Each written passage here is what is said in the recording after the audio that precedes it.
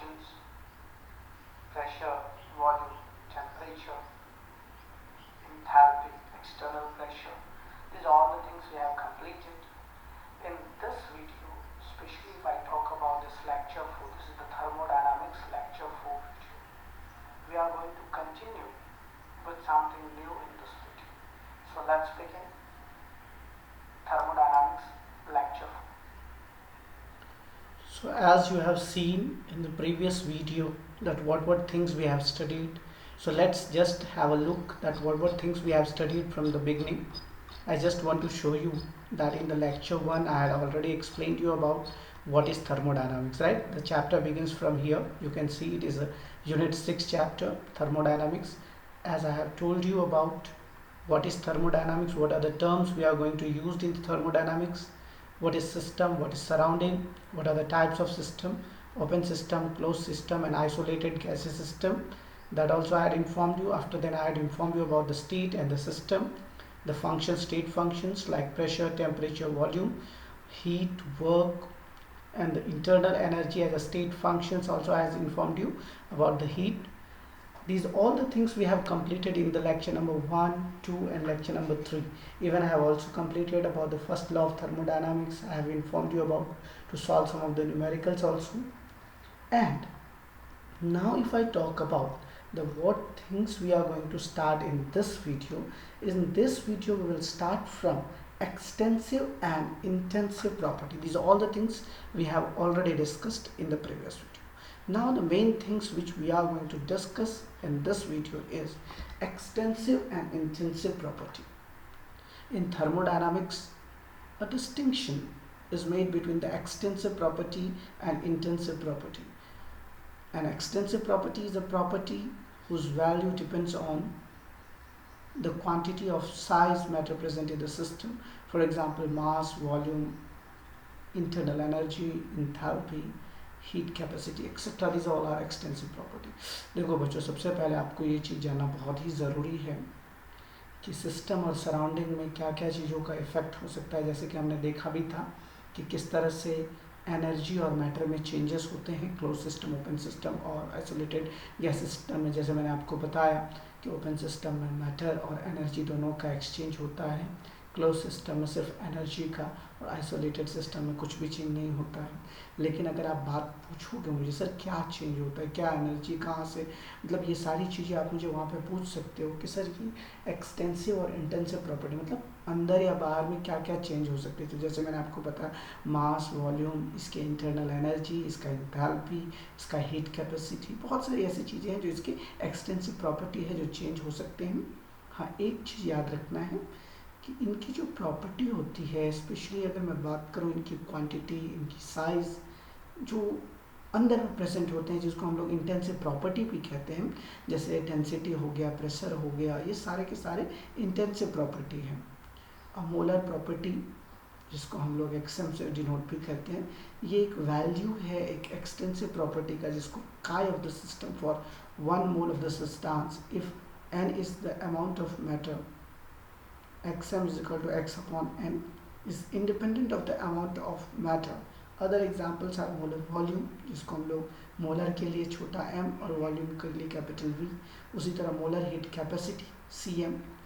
बहुत सारी ऐसी चीज़ें हैं जो एक्सटेंसिव और इंटेंसिव प्रॉपर्टी को हम लोग कंसिडर करेंगे एक क्लोज्ड कंटेनर के रूप में, जैसे वॉल्यूम, टेम्परेचर, ये सारी चीज़ें अभी हम लोग इसके बारे में डिस्कस करेंगे कि आखिर क्या सब ऐसी चीज़ें हैं जो आपको पता होनी चाहिए और क्या सब ऐसी चीज़ें हैं जो नहीं पता होना चाहिए. तो ये सारी चीज़ें मैं आपको भी बताने वाला हूँ कि एक्सटेंसिव और इंटेंसिव प्रॉपर्टी के बीच में क्या डिफरेंस होते हैं और क्या क्या चीज़ इनमें चेंज हो सकते हैं. अगर मान लीजिए वॉल्यूम आधा हो गया, टेम्परेचर है, तो क्या सारी डिफेक्ट्स आएंगे, ये सारे फिगर्स में भी मैं आपको बताऊंगा. तो यहाँ पर एक एग्जांपल इन्होंने लिया है, लेट अस कंसीडर. यहाँ से एक बार आप लोग जरूर रीड करें. Let us make a partition so that the volume is half and volume now has 1/2 of the original volume. मान लीजिए एक स्टार्टिंग में एक सिस्टम लिया था जिसमें वॉल्यूम V और टेम्परेचर T था, उसमें से वॉल्यूम आधा कर दिया, टेम्परेचर वही रहने दिया. तो अब आपको ये पता करना है T is clear that the volume is an extensive property, that the temperature is an extensive property. अब देख लीजिए यहाँ पर ये फिगर आपको दिख रहा होगा. तो ये वॉल्यूम और temperature, a gas at volume V and temperature T. अब पार्टीशन देख लीजिए आप, क्योंकि आधा वॉल्यूम कर दिया तो अब क्या होगा इसमें, आप कुछ बता सकते हैं, क्योंकि वॉल्यूम को आधा कर दिया है, राइट. पार्टीशन एक डाल दिया जिसमें पूरा वॉल्यूम V और टेम्परेचर था. तो अब क्या होगा, इसके अंदर में हीट कैपेसिटी के बारे में हम लोगों को जानना पड़ेगा. In the subsection, let us see how to measure heat transfer to a system. This heat appears as a rise in temperature of the system in case of heat absorbed by the system. The increase of temperature is proportional to the heat transfer.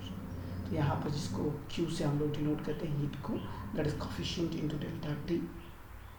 अगर बात करें हम लोग कि आखिर इसकी क्या magnitude है, इसका क्या कोफिशिएंट है, इसका क्या साइज है, इसकी क्या नेचर है, कैसा सिस्टम है, तो हीट इज इक्वल टू हो जाएगा C इंटू डेल्टा टी. अब आप मुझे पूछोगे कि सर ये C क्या है. The coefficient C is called the heat capacity. यहाँ पर C जो है वो हीट कैपेसिटी है, और जैसे ही हम हीट सप्लाई करेंगे उसके अंदर में तो डेफिनेटली है टेम्परेचर बढ़ेगा, और टेम्परेचर बढ़ेगा तो उसको हम लोग मॉनिटर करेंगे. आप जानिए हीट कैपेसिटी जो C है वो भी बढ़ेगा. जितना ज़्यादा आप हीट दोगे तो उतना ज़्यादा जो हीट कैपेसिटी बढ़ेगी.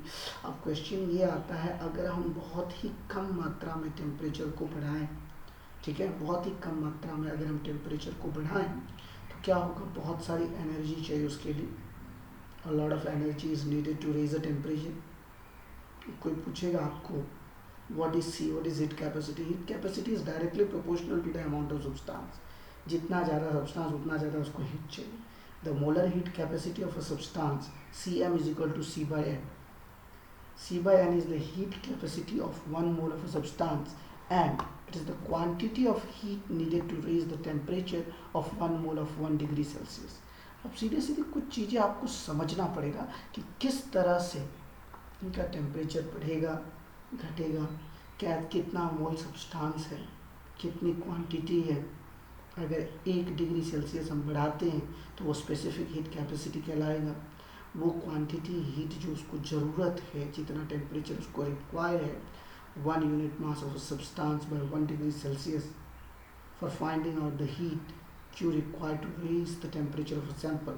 We multiply the specific heat of a substance C by the mass m and temperature changes delta T. तो यहाँ पर एक फॉर्मूला आप देख लेना, Q is equal to C into M into delta T. अब आप मुझे पूछ सकते हो यहाँ पर कि सर ये C m डेल्टा टी क्या है, आप पूछ सकते हो मुझे. तो मैं आपको बता दूँ, पहले तो C आप समझ गए होंगे, हीट कैपेसिटी. M क्या है, सी एम जो हम लोग लिखते थे, याद कीजिए, अभी जस्ट मैंने आपको बताया. अभी ये mass 1 unit mass of a substance है, और टेम्परेचर में जो हमने रेज किया that is equal to C into delta T. वही है heat capacity into change in temperature. अब आ जाइए, नेक्स्ट है हमारा the relationship between Cp and Cv for an ideal gas equation. सब लोगों को याद होगा कि आइडियल गैस इक्वेशन क्या होता है, Pv is equal to nRT. याद कीजिए, अगर कांस्टेंट वॉल्यूम करेंगे, मतलब जो वॉल्यूम था हमारा, वॉल्यूम को कांस्टेंट कर देंगे, उसके अंदर में हीट कैपेसिटी C डाल देंगे, वॉल्यूम कांस्टेंट है तो वो हो जाएगा Cv. अगर हम कांस्टेंट प्रेशर की बात करें तो हमारा हीट कैपेसिटी हो जाएगा Cp. इन दोनों का रिलेशनशिप हीट के साथ कैसा हो, अगर आप वॉल्यूम को कांस्टेंट कर दोगे तो टेम्परेचर में चेंज होगा definitely. Cv delta T that is called to internal energy, delta U से हम लोग डिनोट करते हैं उसको. और अगर हम प्रेशर को कांस्टेंट कर दें, Qp कर दें, तो क्या हो जाएगा Cp डेल्टा टी, जिसको हम लोग delta H, change in heat energy. The difference between Cp and Cv can be derived from an ideal gas equation. याद कीजिए, आइडियल गैस इक्वेशन अभी जस्ट लेक्चर 3 में मैंने आपको बताया भी था. Delta H is equal to delta U plus delta PV या डेल्टा V मैंने आपको बताया था, अगर याद होगा आपको तो शायद याद होगा. Delta H is equal to delta U P delta V. तो यहाँ पर जो आप इक्वेशन देख रहे हैं, delta H is equal to delta U plus delta PV, that is equal to delta U plus delta RT, that is equal to delta U plus R delta T. Therefore delta H is equal to delta U plus R delta T, क्योंकि R जो है वो constant value है। अगर आप यहाँ पर H और U का वैल्यू आप पुट करेंगे इक्वेशन में, तो CP delta T is equal to CV delta T plus R delta T। तो CP बराबर CV plus R, CP minus CV is equal to R। ये इक्वेशन आपको देखो ज़्यादा कुछ है नहीं, इसमें सीधे सीधे रिलेशन दिया है।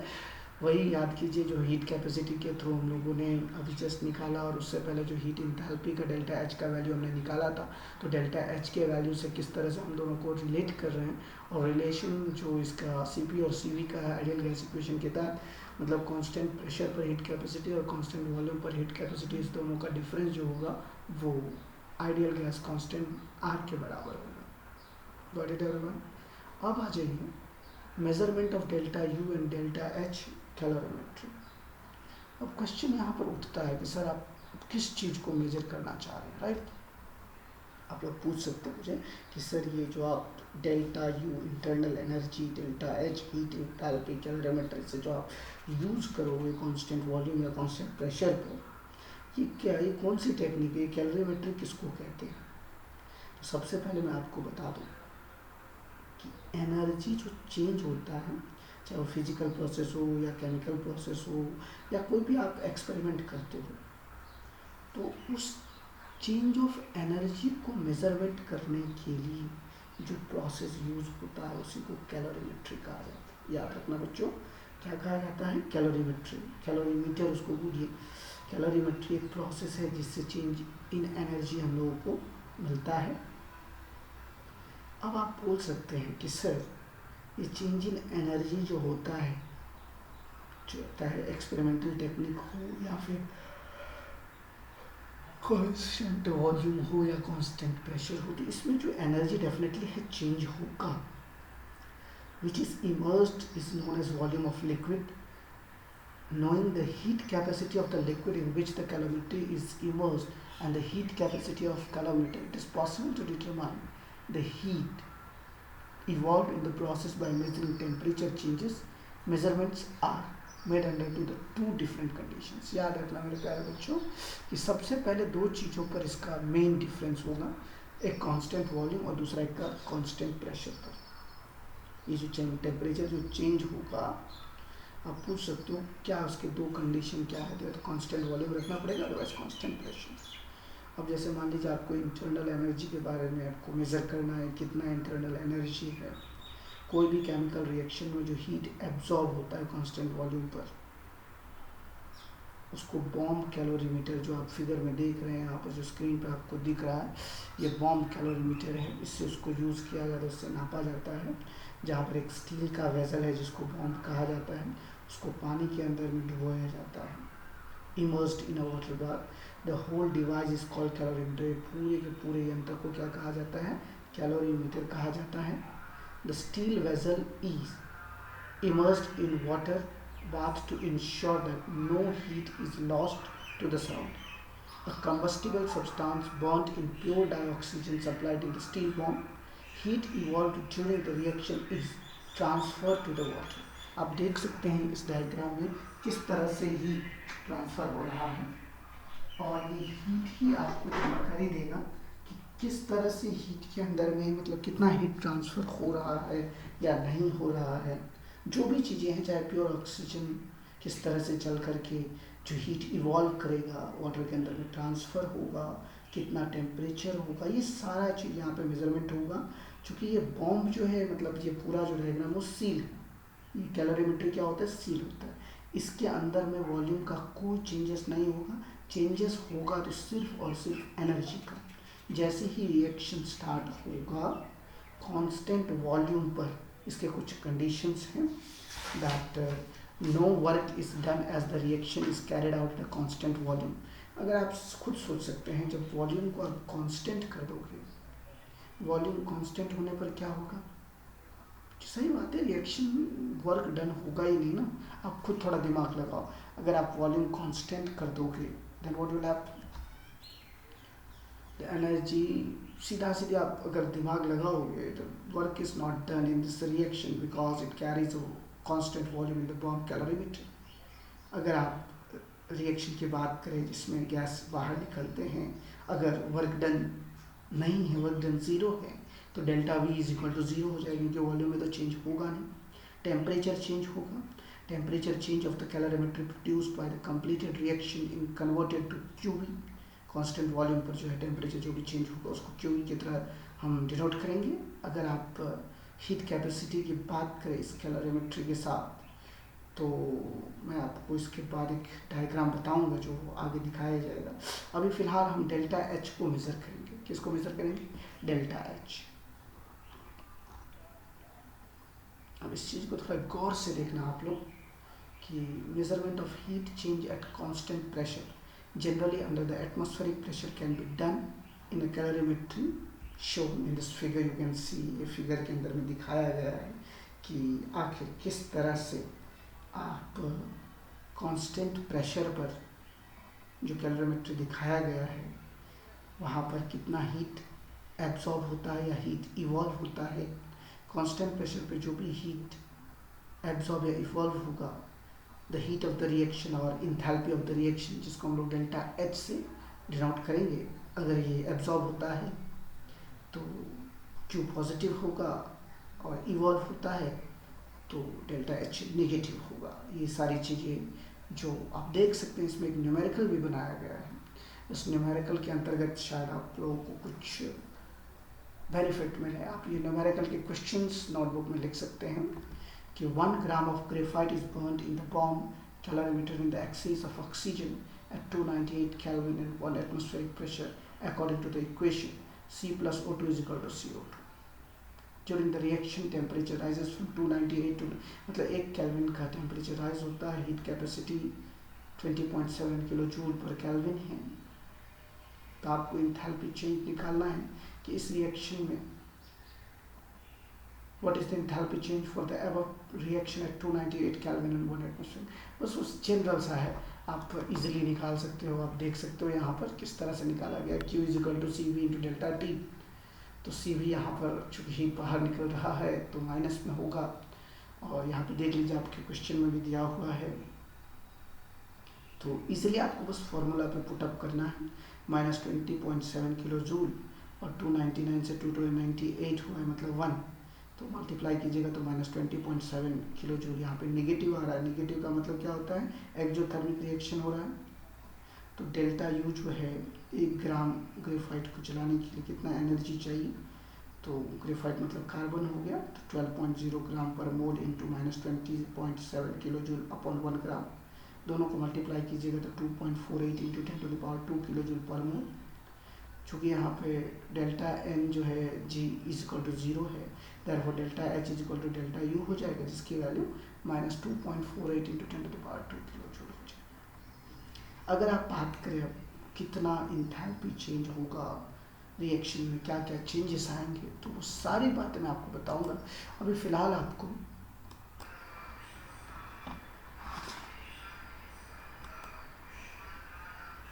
For example, when 1 mole of carbon is completely burned, it releases 393.5 kilojoules of heat.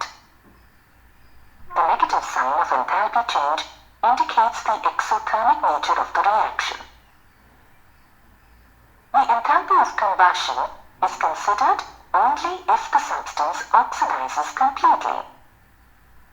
For example, if carbon is oxidized to form carbon monoxide, then the heat of the reaction is -110.5 kilojoules per mole.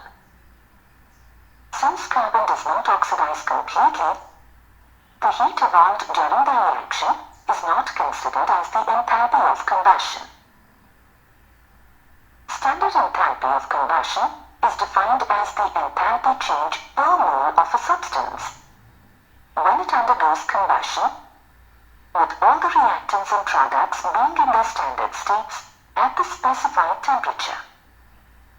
It is represented by delta CH naught. Combustion reactions release large amounts of energy.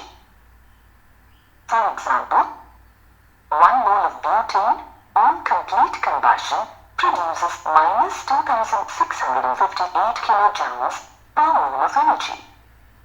The energy released by the combustion of food or fuel is usually compared in terms of their combustion energy per gram, which is known as calorific value. Calorific value of food or fuel is defined as the amount of heat released by the complete combustion of 1 gram of fuel or food. Calorific value is usually expressed in kilojoules per gram or kilocalorie per gram. When 1 mole of glucose burns, it releases 2,820 kilojoules of heat. Hence, the calorific value of glucose is 2,820 divided by 180, which is equal to 15.67 kilojoules per gram.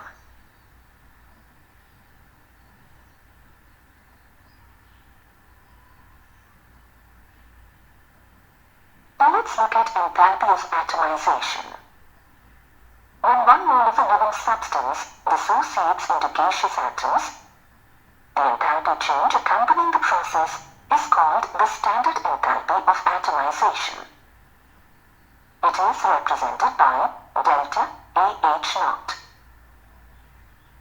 Let's consider the atomization of dihydrogen into hydrogen atoms. In this reaction, hydrogen atoms are formed by breaking of each bonds in dihydrogen. The conversion of 1 mole of hydrogen molecules into hydrogen atoms requires 435.5 kilojoules per mole of energy. Therefore, the enthalpy of atomization of dihydrogen is 435.5 kilojoules per mole. Now let's look at bond enthalpy. We know that chemical reactions involve the breaking and making of bonds. The breaking of bonds requires energy, while the making of bonds involves the release of energy. The enthalpy changes associated with chemical bonds are expressed in terms of bond dissociation enthalpy and mean bond enthalpy. Let us try to understand these terms with reference to diatomic and polyatomic molecules. In case of diatomic molecules, bond dissociation enthalpy is the change in enthalpy when 1 mole of covalent bonds of a gaseous covalent compound is broken to form products in the gas phase.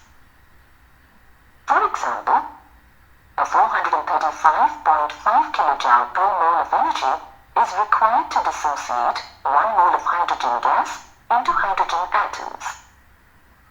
Hence, the bond dissociation enthalpy of hydrogen is 435.5 kilojoules per mole. Note that this is the same as the enthalpy of atomization of hydrogen gas. For all diatomic molecules, bond dissociation enthalpy is the same as atomization enthalpy. In case of polyatomic molecules, bond dissociation enthalpy is different for different bonds within the same molecule. For example, the enthalpy of atomization of methane is 1,665 kilojoules per mole. Although the 4 CH bonds are identical in terms of bond length and energy, the energy required to break individual CH bonds in each successive step is not the same. The energies required to break these bonds are successively plus 427, plus 439, plus 452, and plus 347 kilojoules per mole, respectively. The total energy required is plus 1,665 kilojoules per mole. Hence, in such cases, we use the term mean bond enthalpy instead of bond dissociation enthalpy. Thus, mean CH bond enthalpy in methane is 416 kilojoules per mole. Bond enthalpies can be calculated using Hess law. The knowledge of bond enthalpies helps us in predicting the enthalpy of a reaction in gas phase. The standard enthalpy of a reaction, delta RH naught, is equal to sigma bond enthalpies of reactants minus sigma bond enthalpies of products. It is important to remember that this relationship is approximate and valid only when all the reactants and products in the reaction are in gaseous state. We have learned that if a process is carried out at constant volume, then the heat content is the same as the internal energy as no work is done. But most of the chemical reactions are carried out at constant pressure and not at constant volume. When a reaction is performed under constant pressure, then it may involve change in the volume. The energy change occurred during such reactions may not only involve change in internal energy, but also do some work. To understand this, assume a chemical reaction occurring at a constant pressure. Let us assume that the reaction is exothermic and also involves gaseous substances. When the reaction proceeds at constant pressure, two possibilities arise. One possibility is that if the reaction is carried out with increase in volume, then the system has to expand against atmospheric pressure and energy is required to perform this act. As some of the energy has to be utilized for this purpose, the heat evolved in this case would be a little less than the heat evolved at constant volume conditions.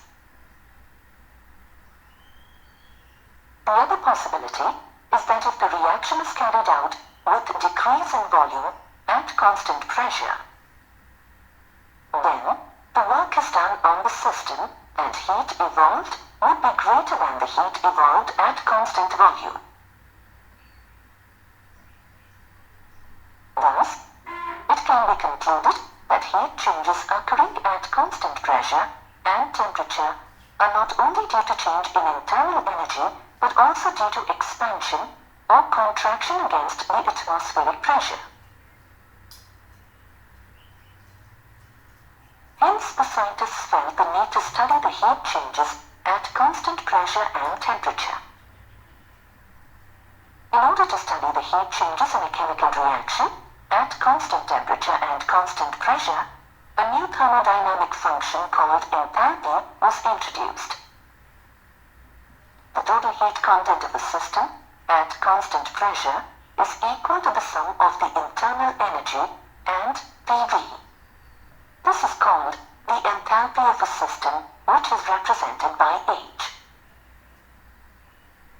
Note that enthalpy is also called as heat content.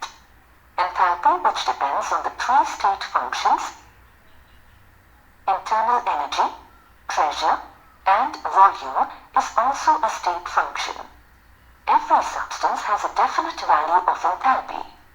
Like internal energy, enthalpy of a substance cannot be measured. However, it is possible to measure the change in enthalpy. The change in enthalpy is equal to the difference between enthalpy of products and enthalpy of reactants. The change in enthalpy may be expressed as delta H is equal to enthalpy of products, HP, minus enthalpy of reactants, HR. The significance of delta H also follows from the first law of thermodynamics, as delta U is equal to QP minus P delta V. Here, QP represents the heat absorbed by the system, and minus P delta V represents the work done by the system. Let U1, U2, V1, and V2 represent the initial and final internal energies and volumes respectively. The above equation can be written as U2 minus U1 equal to QP minus P into V2 minus V1. On rearranging this, we get QP equal to U2 plus PV2 minus U1 plus PV1. But we've already learned that U plus PV equal to enthalpy H. Hence, the equation can be written as QP equal to H2 minus H1 is equal to delta H. Therefore, delta H is equal to QP.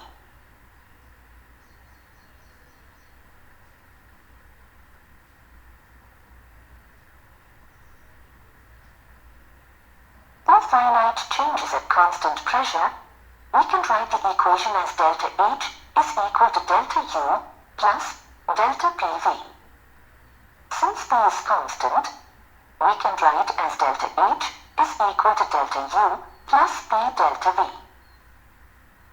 Remember that delta H is equal to QP, the heat absorbed by the system at constant pressure. Delta H is negative for exothermic reactions and positive for endothermic reactions. Let's now look at the relation between delta H and delta U.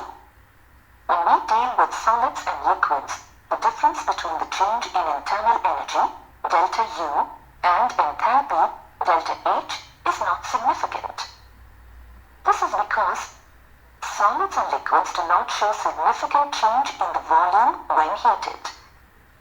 Thus, if change in volume, delta V, is insignificant, it implies that change in enthalpy, delta H, equals change in internal energy, delta U. The difference between the change in internal energy and enthalpy becomes significant when gases are involved in the reaction. Let's consider a chemical reaction occurring at constant temperature, T, and constant pressure, P. Now, let's say that the volume of the reactants is VA and the number of moles in the reactants is NA. Similarly, the volume of the products is VB and the number of moles in the product is NB. We know that according to the ideal gas equation, PV equals nRT. Thus, for the reactants, PVA equals NART, and for the products, PVB equals NBRT. Thus, PVB minus PVA equals NBRT minus NART, or PVB minus VA is equal to NBRT minus NART, or PVB minus VA equal to NB minus NART. That is, pressure P multiplied by change in volume, delta V equals change in number of moles of gas, delta NGRT. Note that delta N is the number of moles of gaseous products minus number of moles of gaseous reactants. We learned that change in enthalpy delta H equals change in internal energy delta U plus product of pressure P and change in volume delta V. On substituting the values, we get change in enthalpy delta H equals change in internal energy delta U plus change in number of moles of gas delta NGRT. This relation helps us in calculating the change in enthalpy from change in internal energy and vice versa. Now let's learn about heat capacity. The capacity to absorb heat energy and store it is known as the heat capacity of a system. The heat absorbed by the system appears as rising temperature.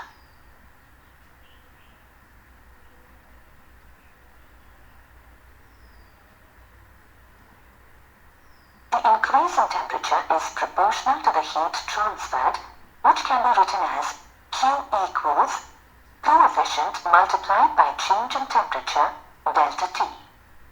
Note that the value of the coefficient depends on the size, composition, and nature of the system. The equation can also be written as Q equals C multiplied by delta T, where C is called the heat capacity of the system.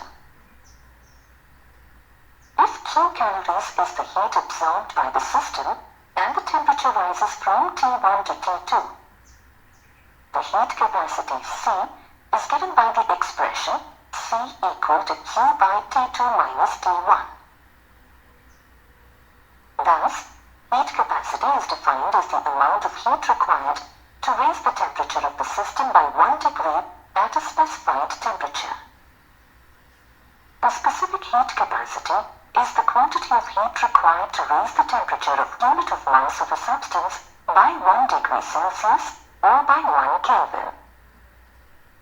Thus, the expression for Q in terms of specific heat capacity becomes Q equals specific heat capacity C multiplied by the mass M multiplied by change in temperature delta T. The molar heat capacity of a substance is defined as the quantity of heat needed to raise the temperature of 1 mole of substance through 1 degree Celsius or 1 Kelvin. The SI unit of molar heat capacity is Joule per degree Kelvin per mole. The molar heat capacity Cm equals heat capacity C divided by N, where N is the amount of the substance. Heat is not a state function, neither is heat capacity. Hence, it is necessary to specify the process by which the temperature is raised by 1 degree. The two important types of molar capacities are molar heat capacity at constant volume and molar heat capacity at constant pressure. Let us see the relation between molar heat capacity at constant volume, which is denoted by Cv, and molar heat capacity at constant pressure, which is denoted by Cp. We learned that the equation for heat, Q, is the product of heat capacity and change in temperature, delta T. Therefore, at constant volume, heat, Qv, equals product of heat capacity at constant volume, Cv, and change in temperature, delta T. But the heat absorbed at constant volume is equal to change in internal energy. Thus, Cv into delta T can be written as equal to delta U. Similarly, at constant pressure, heat Qp equals product of heat capacity at constant pressure, Cp, and change in temperature, delta T. We have seen that at constant pressure the heat absorbed by the system is equal to the change in enthalpy. Hence, Cp into delta T can be written as equal to delta H. The difference between Cp and Cv for 1 mole of an ideal gas can be derived as follows. The change in enthalpy for 1 mole of an ideal gas can be written as delta H equals delta U plus delta Pv. For 1 mole of an ideal gas, Pv is equal to RT. Hence, the equation can be written as delta H equals delta U plus delta RT. As R is constant, the equation can also be written as delta H equal to delta U plus R delta T. On substituting the values of delta H and delta U in the equation, we get Cp multiplied by delta T equals Cv multiplied by delta T plus R delta T. Since delta T is equal to 1, we can write the equation as Cp equal to Cv plus R, or Cp minus Cv is equal to R.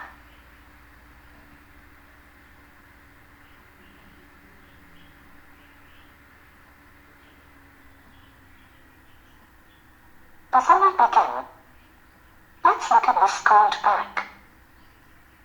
Instant cold packs are often used by athletes for treating bumps and bruises. We know that a cold pack is not pre-cooled. Then, how does it become cold cooled without being refrigerated. A cooled bag contains two pouches, one filled with water and the other filled with a chemical substance. When the pack is squeezed, the pouches break and the chemical substance dissolves in water. The chemical reaction in the pouch absorbs heat energy from the surrounding. The temperature of the surrounding decreases, causing the pouch to become cooled. The amount of heat energy released or absorbed when 1 mole of a substance dissolves in a specified amount of solvent is known as enthalpy of solution. For example, the ions of an ionic compound, AB, are held together by electrostatic forces of attraction. When it is dissolved in a solvent, its ions leave their ordered positions on the crystal lattice. A certain amount of energy is required for conversion of an ionic compound to its ions. This energy is known as lattice enthalpy and is denoted by delta lattice H0. Slowly these ions start moving freely in the solution and start interacting with the solvent particles. When water is used as a solvent, the dissolving process is called as hydration. If any other solvent is used, then the process is known as solvation of ions. Energy change occurs in dissolving of AB ions in the solvent is known as enthalpy of hydration of ions and is represented as delta hydration H0. As dissolution proceeds, the ions leave their lattice site and get mixed with the solvent. This total energy change of the solution is known as enthalpy of solution and is represented by delta solution H0. Thus, we can conclude that the enthalpy of solution of ionic compound, AB, is the sum of change in lattice enthalpy and enthalpy of hydration of ions. Let's look at the terms hydration enthalpy and lattice enthalpy. Enthalpy of hydration, delta hydration H0, of an ion is the amount of energy released when a mole of the ion dissolves in a large amount of water, forming an infinite dilute solution in the process. Lattice enthalpy, delta lattice H0, of an ionic compound, is the enthalpy change which occurs when 1 mole of an ionic compound dissociates into its ions in gaseous state.